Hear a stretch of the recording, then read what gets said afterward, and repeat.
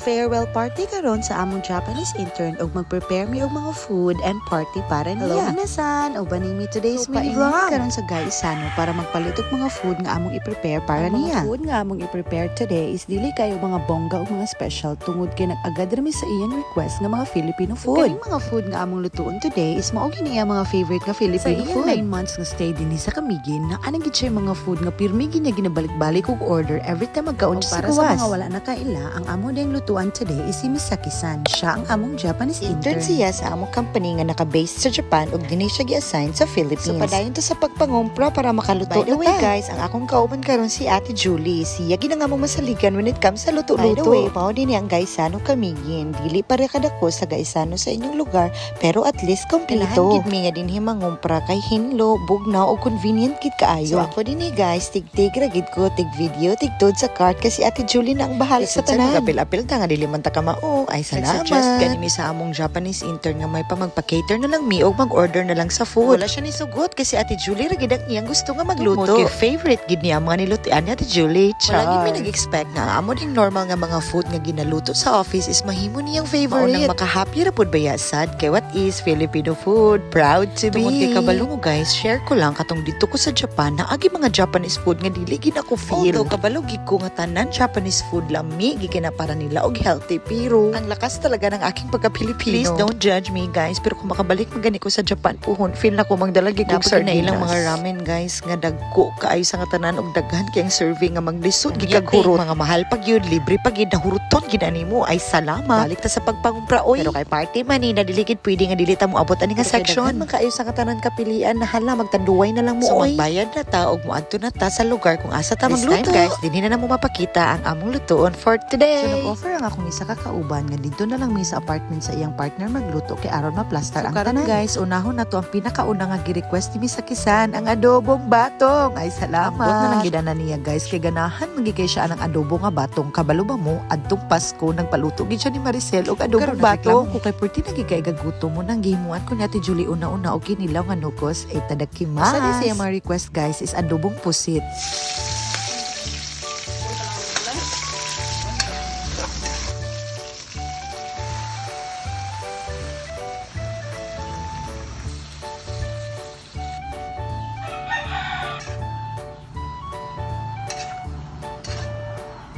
O diba, farewell party ni pero batong og pusit ang gihikay. Sa saya mga favorite guys, ang kinilaw. Every time nga mag-dine in mi sa mga restaurants, pirmi ginan niya orderon ang kinilaw. Kay adad pud gid na sila mo kaon og raw fish, kay what is naabi na sila mga sushi, sashimi ug uban pa. Dili gid na mawala ang kinilaw. Okay, wala man tay ambag sa luto-luto guys, dinhi na lang ta sa hiwa-hiwa. Ayaw ka balaka, I gotcha. Salamat gid kaayo sa partner sa among kauban nga gi-offer gid niya ang iyang apartment para namo. Siguro kung sa office may magluto ang among mga gamit inutil, maabtan gid ta og ay salamat. Salamat kayo Sir Jam. Ang Ginoo nang mag-igog balos nimo. Usa pud sa iyang mga favorite guys, adobong manok. Of course, adobong manok pa ba ang mawa nga mo mangina nga to pinaka-favorite. So favorite pud niya. So diba, anak po ninyo, farewell party ni pero dili kaayo bongga kay amo gid agad kung unsa iyang gusto kanon nga mga Filipino food. Finally, happy to mi mahuman ang batong na lang. So now, let's go to the venue guys. So naade mi karon guys sa Villa Paraiso Resort and Apartel. So kinigigay mi sa Villa Paraiso guys kay ganahan kay mi kay mga buutan ang staff, maabi-abihon ug ang lugar perti kaluag. Gid mi ka event og team building nga dinhigid mi mapaihon. Ako gi-book today guys is a dormitory room. Ang room guys maigo ang 12 ka tawo. Pwede sad mo mag additional bed kung gusto mo. Barato pag gyud kaayo, very affordable. Ang nabayran ani is 3,500 pesos for one night. O di ba?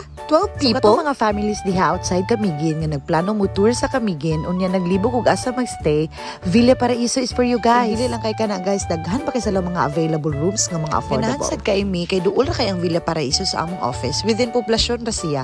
Munang di mi ma-stress mo travel. Niabot na ang baji. Hello. O din akong gipasabot ninyo nga Japanese intern guys, si Misaki Nagao. Bata pa ni siya guys, estudyante pa ni siya sa Japan pero nag-intern siya karon sa Philippines. 9 months ni siya nagstay sa among office ug muuli na ni siya sa Japan karong first week sa February. Sa mga kauban guys, naapa karon sa office kay nagklase pa sila pero kami manggod kay day off na mo mao nakalugar ni mi pag-prepare sa tanan. So ang tanan 5 PM pagid makalugar paggawas kay mao ang time nag-adjust para nila. Hinahinay na abot ang mga utaw. Amo ding company guys guys is composed of full-time employees and part-time employees. Mga full-timers na asan may mga part-timers nga mga estudyante sa CPS. Happy lang kayo ni sila kaysa amo nga time sa una maglisod kayo may papangita og part-time jobs. Kung naan ang 100 corp sa una sa panahon ako nag-apply sad siguro karon gisugdan ang pagmix guys ang makabuang nga ilim nun. Duway sa lang ta guys kay malas man. So nakabot na ang tanan guys. So sa dili pa mi magsugod sa presentation mangaon sa miuna. Tadakimasu.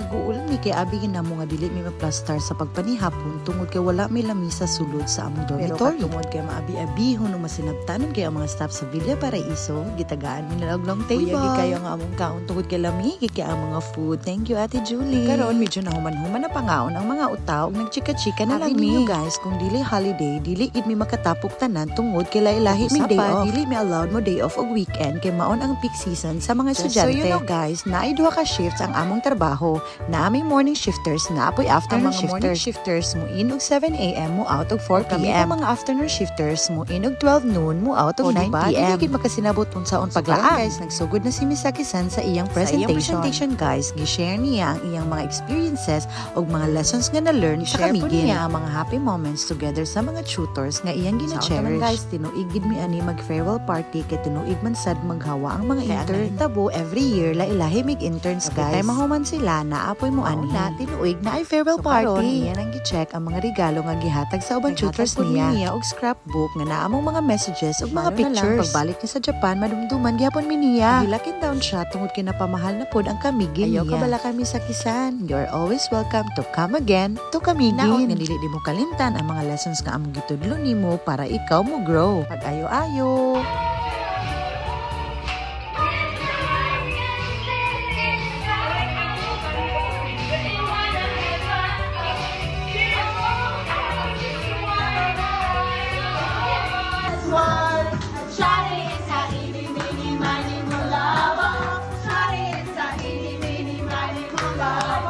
Maura to guys, salamat sa pagtanaw, matane!